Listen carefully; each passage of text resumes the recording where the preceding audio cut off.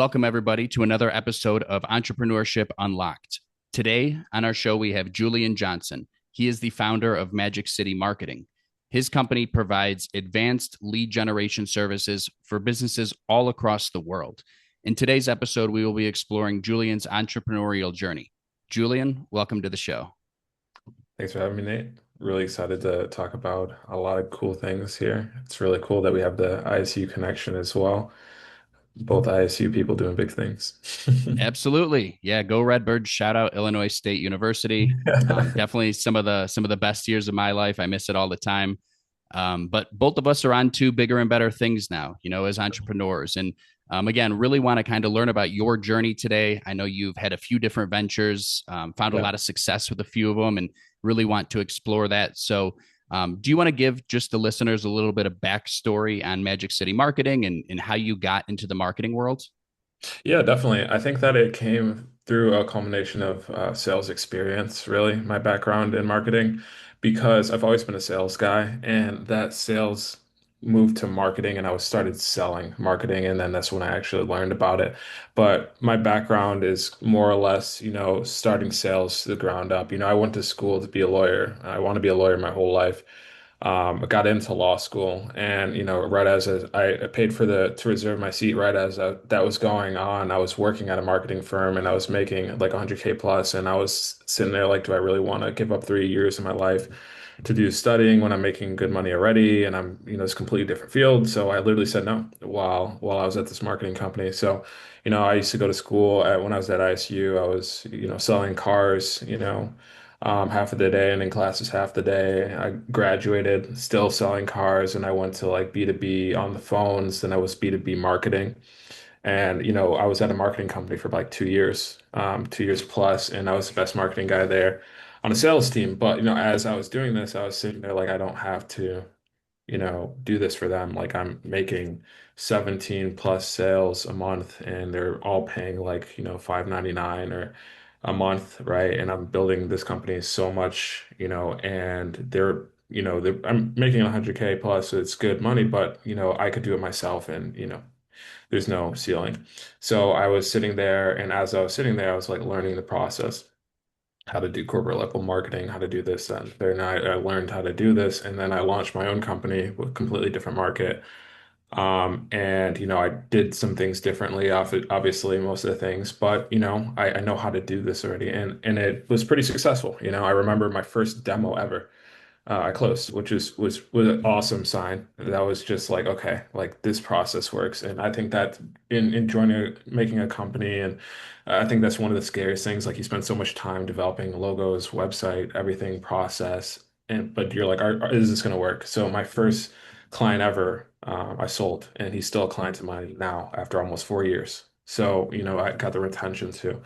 But my sales background, my intro to sales brought me into marketing, and I learned so much at this marketing company. But then I also leveraged some other good mentors in the space that I learned a lot from, and I was able to, refine my marketing strategy. So that's kind of how I got it. Absolutely. Yeah, that's great. And tell me more about your mentors. I think that's something that a lot of entrepreneurs, especially in the early stages, really overlook. How did you go about seeking these people out, or how did you find them? Were they somebody that you already had in your life, or were you kind of proactively seeking a mentor? Or what did that look like?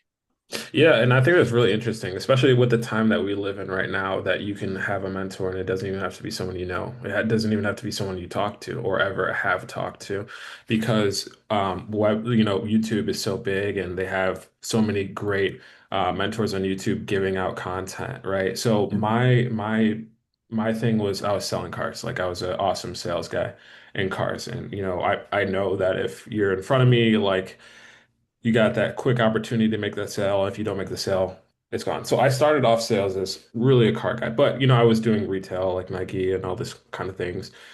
So the car guys are the people that I gravitated towards, right? So I was looking at like Grant Cardone, like Andy Elliott. Those are some, good sales guys, but more like car. Those guys started off car salesmen. I think it's just important to find someone that has a good process, that's very successful, and then look at what they're doing. There's just so much information on the internet. You could go online and let's say that you're starting a marketing company, right? You could say, how to build a marketing company. There's going to be millions of videos there. How do you know who's to choose? How do you know who to, listen to? So for me, I just pick like three people that, I like car sales because it's fast paced, but some things you can't do in a car sale that you can do in a marketing, it's very different. So it's kind of, Hmm. I like Cardone a lot. I think that's my go-to guy. He's been around forever, but now he's more real estate. He started off as kind of car salesman, but then he went real estate and made a bunch of money there. Andy Elliott's really solid too for sales. I like him a lot. Sabri Subi's awesome for marketing. Awesome guy. He has a kind of a similar story to me. Like he just hit the ground running. He just came up off cold calling, blew up his company, has one of the top, fastest paced growing companies in Australia right now. I think it's like number seven, generating so much money. So he has really cool marketing techniques too. So I think it's just really important to find one to three people. You could have more, but I think that's information overload. Find like three good people that are solid and then do what they're doing, follow their process. And right now, having a mentor that you can talk to on a daily basis is good too. I had that as well. Like, we used to check in. He would help me a lot. I'm not gonna lie, it helped a lot. But YouTube is awesome and I kind of leverage that as much as possible now. Absolutely. I mean, there's so much great content out there for free. Real life business owners, entrepreneurs, people that started from scratch and made themselves, you know, uh, uh, multi-figure Yeah. entrepreneurs, right? And they have so much content out there that's, to your point, free, and it's very available. I think that's something that's very overlooked in today's world, right? When we think of mentorship, we think of, oh, it must be somebody that was maybe a previous boss of mine or somebody in the industry that I'm in that I see, they have a lot of success and somehow I got introduced to them. But the truth is, we're just a couple keyboard strokes away from finding some of the best mentors available, right on YouTube or, throughout social media. So I think that's a great point. To dive more into Magic City marketing, the early days of Magic City marketing, were there any big wins or just major challenges that really shaped the way that you run the company today? Certainly. I mean, wins are great, but you don't really remember the wins as much as you remember the losses. Like any big loss, I can tell you every time, right? I think it's the losses. And I think it was the just, perpetually taking L's. Like I can't tell you. There's so many things that didn't work, and since it didn't work, I had to change.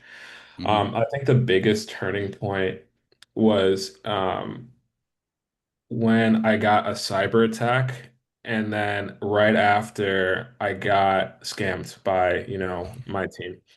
And this happened in the span of like 2 months.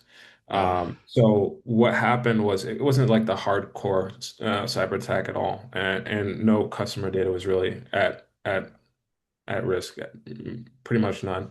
But what happened is just like a former employee of mine had old passwords, so he just like I don't know if it was him or him and his buddies just went on and changed a bunch of stuff, and he was like messaging me, send me money, or we're gonna mess with a bunch of stuff.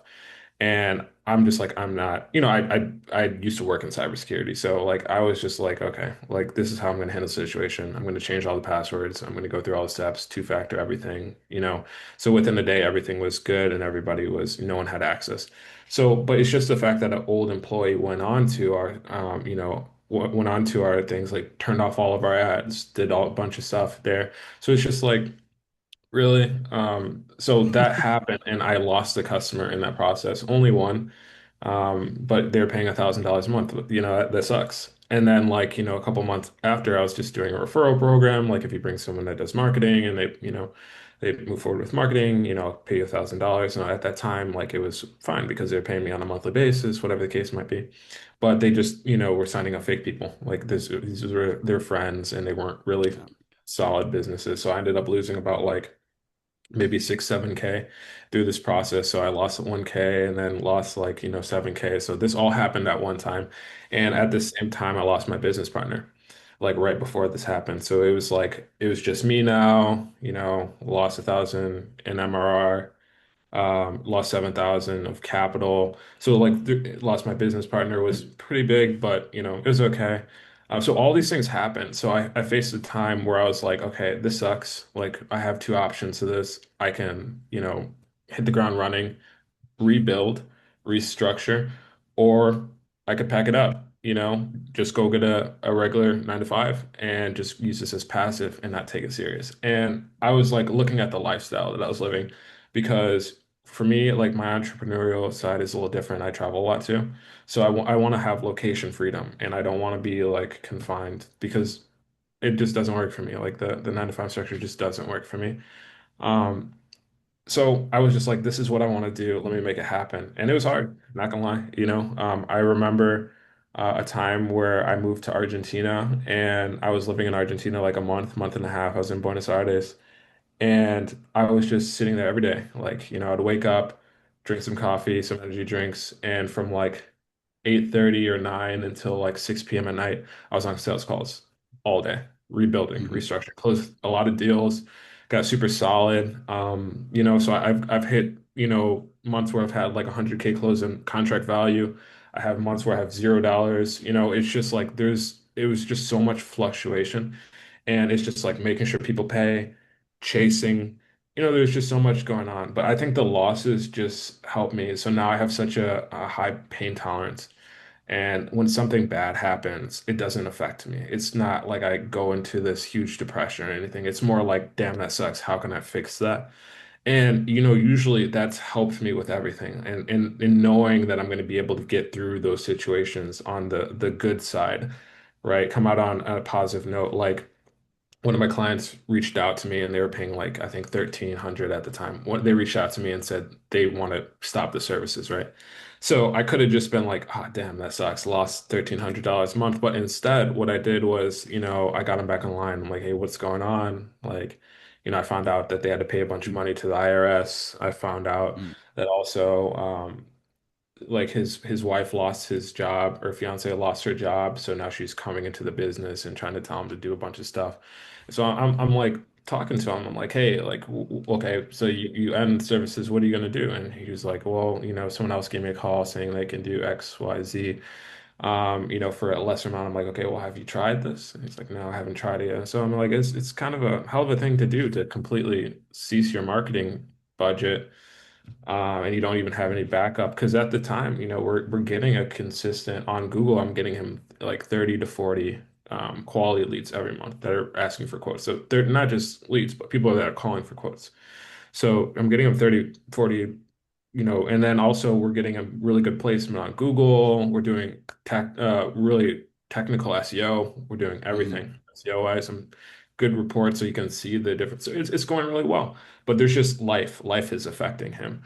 So I looked at this. I'm like, what can I do to solve the situation? I just went through that talking point and he's still paying, right? Now, Hmm. this is many time after he's still paying every month, still paying the same amount.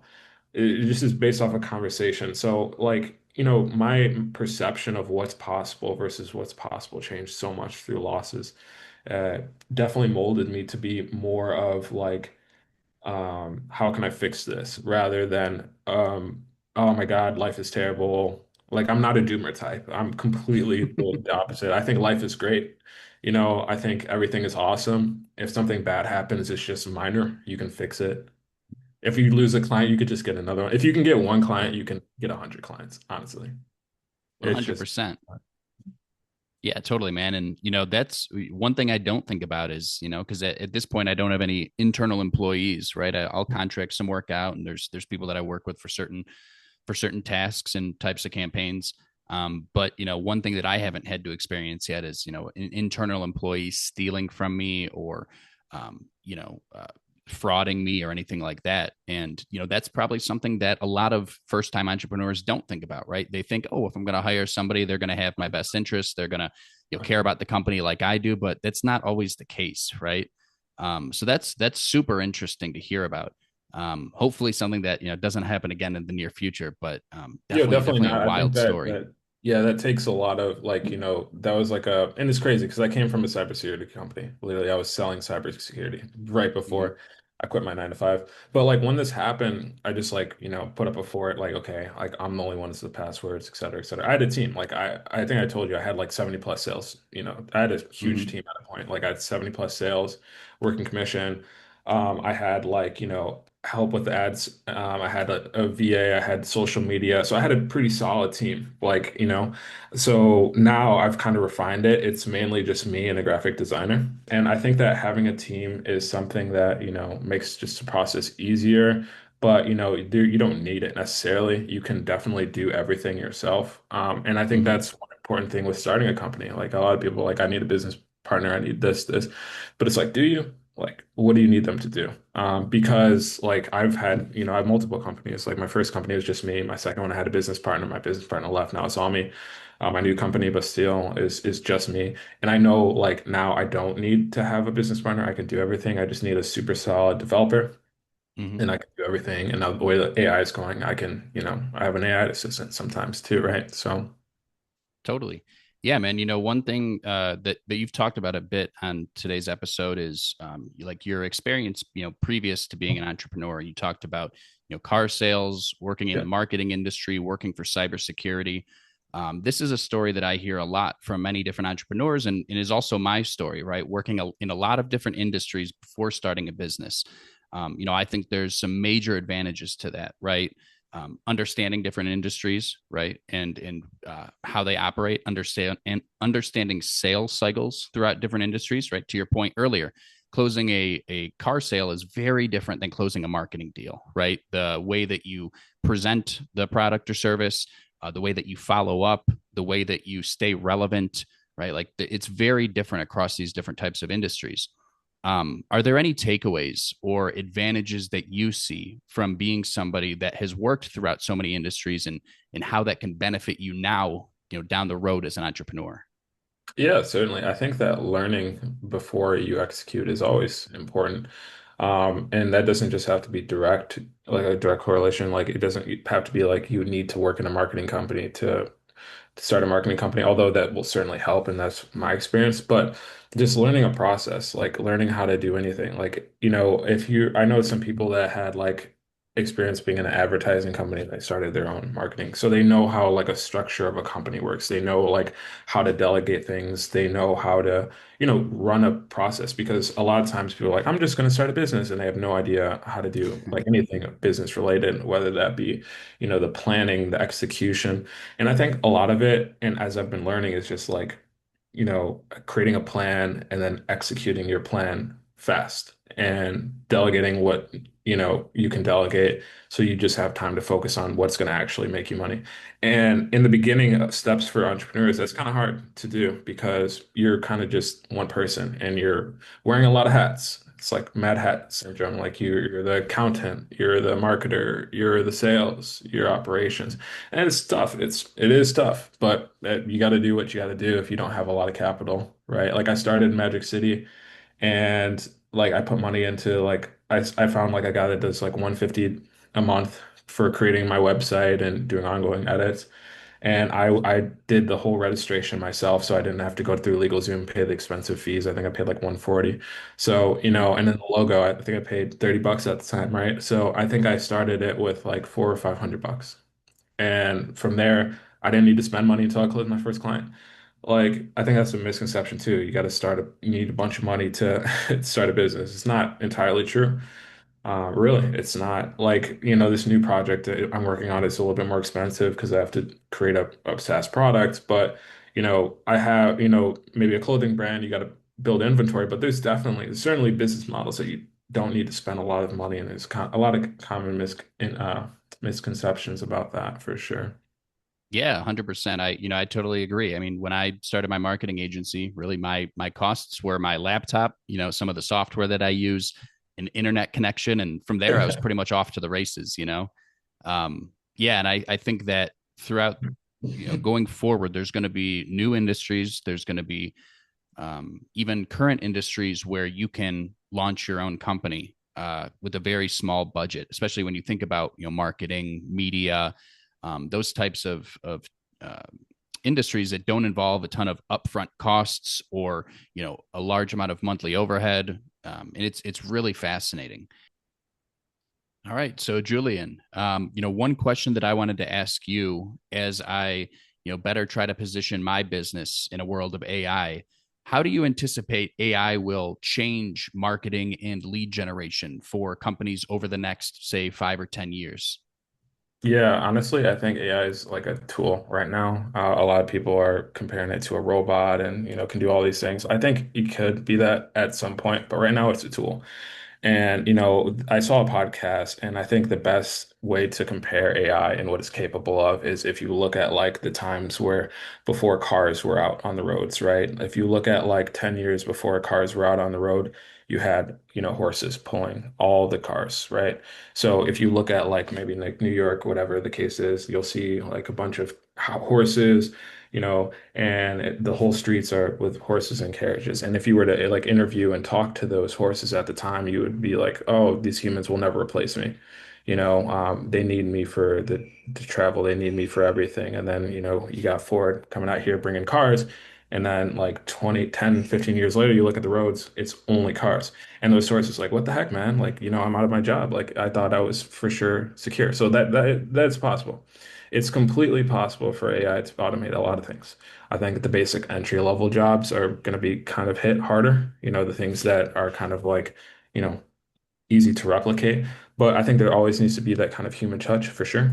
I think that it's really good to, utilize that as much as possible because if you're not, your competition is already, and they can definitely do things at a faster scale than you. We implement it all the time, right? For a lot of different things throughout our company. As I'm building an AI SaaS product, I also see a lot of potential for this. I use AI all the time, but I think right now is a tool. I mean, like with AI agents and things like this, it is kind of scary. I remember going on like Replit, and once I found out about AI agents, I think I stayed up until like 3 a.m., 4 a.m. just messing around with AI agent, making it do stuff. I mean, I remember making like a super complex website in 25 minutes. I was like already doing like an app, creating an app with no code. There's just so much you can do with AI that people don't know. And I think that you got to use it and implement it as much as possible. Now, I don't think that, and it's funny because I was talking to Chris about this, Chris Richards, the other day, about where I see AI going, and we were talking about like how AI can automate so many things, and I think that one time it'll get to a point where maybe you have a lot of products that companies are offering you for a small price instead of like right now you can charge like thousands for like certain things, but I think maybe it'll become such a commodity that maybe people are offering all in one packages for like small price just so people can pay. Because, um, that's where I see it going. I don't think that it's going to be super like it depends on your market. Like I work with a lot of landscapers and home service companies, and those people aren't the quickest to adapt to AI, honestly. Those are the same kind of people I'm talking to, and they're like, I haven't had a website in 15 years. I'm not being successful. Why the hell do I need a website? You know what I mean? So it just depends on who you're talking to. My mom is a lawyer, and she's had her own law firm. She works at a law firm now, and her law firm uses Replit. And Replit, you can do some crazy shit in Replit. You can make apps, you can make websites, so they use it for so much. So I'm like, okay, law firms are using AI. Dentists are going to be using that. Everyone's going to be using it. It's a tool. It's just like how when everyone was introduced to cars, now they replace horses and they're just using that. It's like, people had all these different devices and now they got a cell phone and it does all these different things. New products come up. Really interesting thing that Chris told me is like he thinks that ChatGPT is going to hit like a wall. Like there's certain things it can do. It's not like an all sentient being, right? There's certain Mm. things it can do and certain things it can do. There's different AI products out there. There's the Groks, there's the ChatGPTs, there's ones that are really good at designing content, logic thinking. So it's not like an I am legend yet, right? Will Smith. AI is not that yet. Well, ChatGPT is not that yet, but it could be. Who knows? You talk to some Yeah, people no, and 100%. like, I think that AI is going to take over the world and that are scared. And as I'm creating a SaaS project, product with AI, I got to keep that in mind because some people hate talking to robots.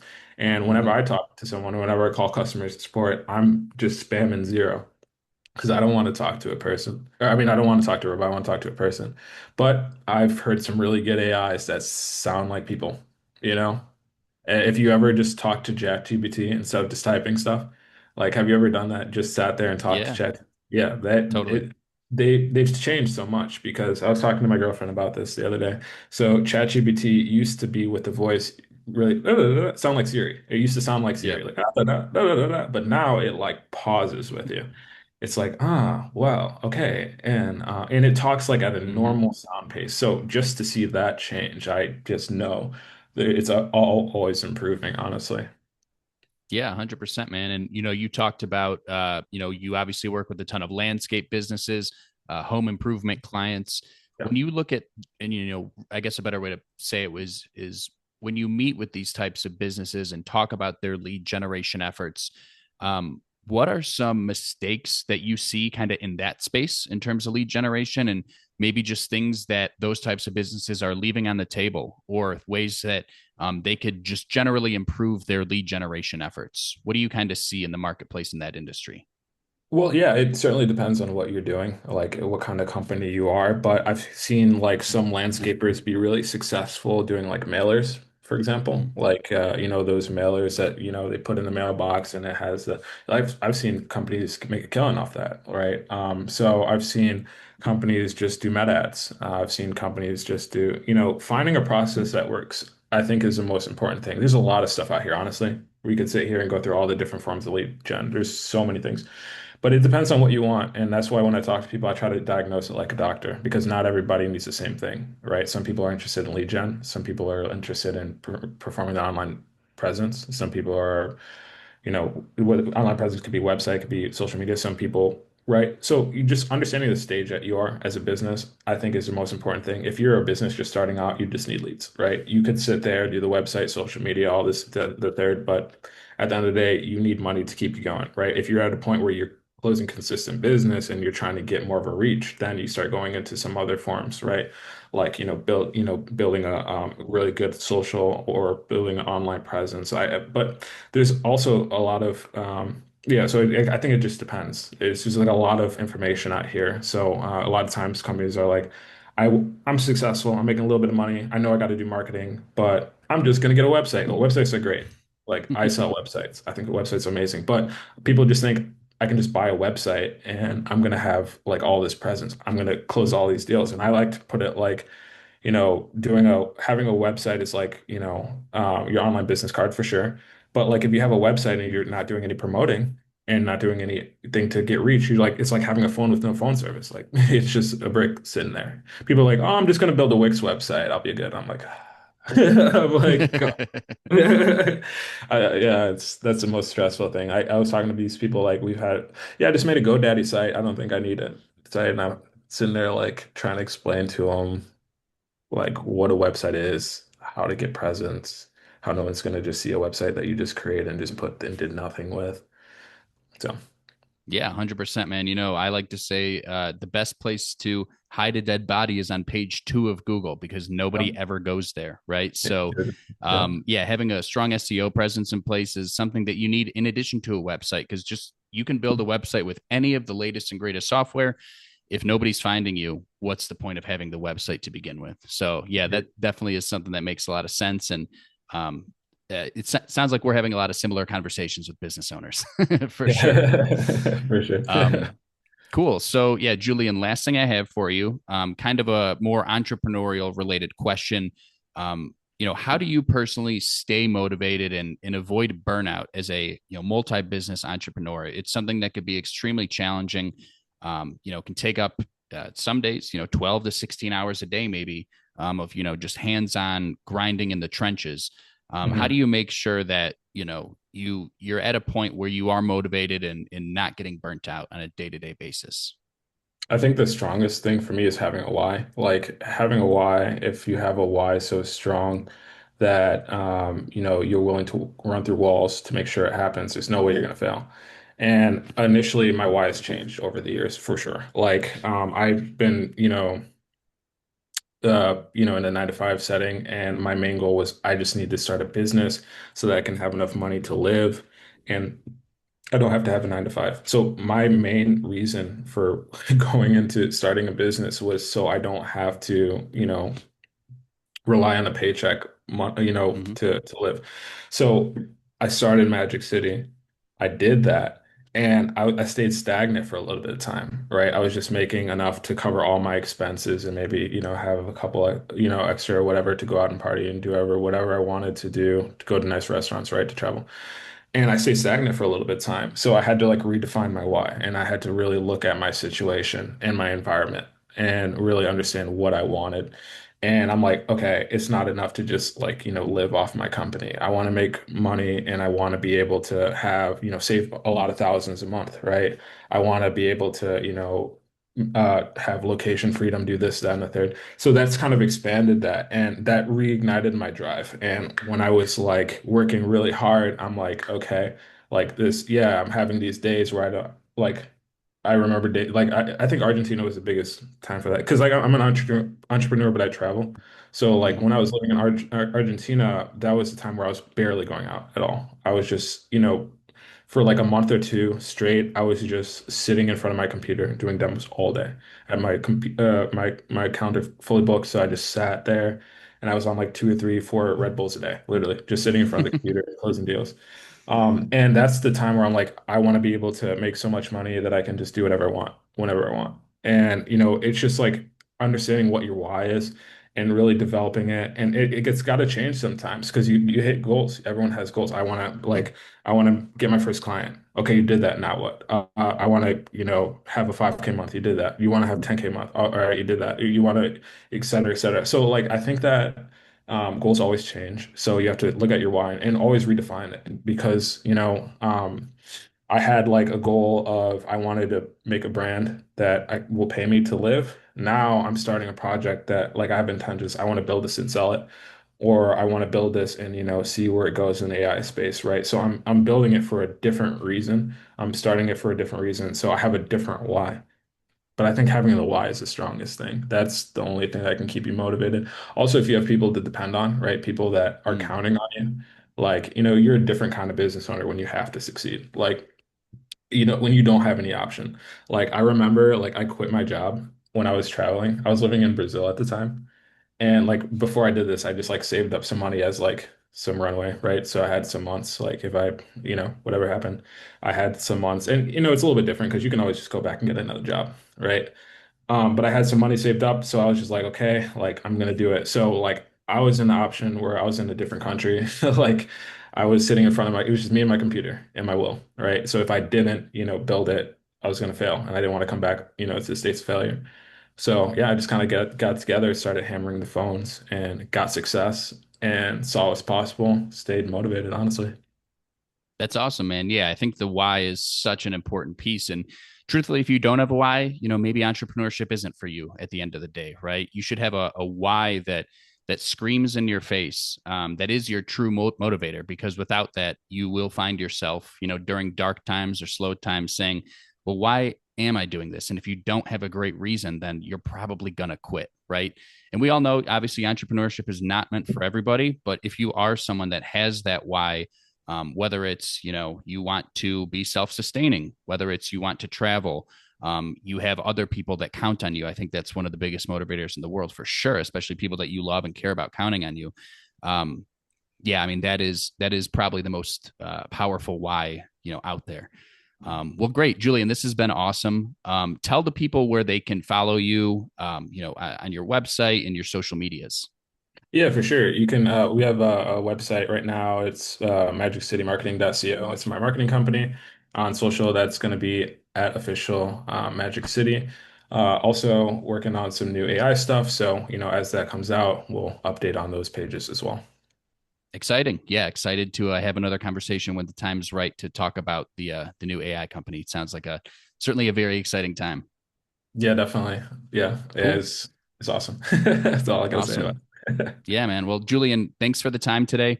Always cool to, hear the story behind all of the work. And I hope you guys enjoyed this episode with Julian Johnson.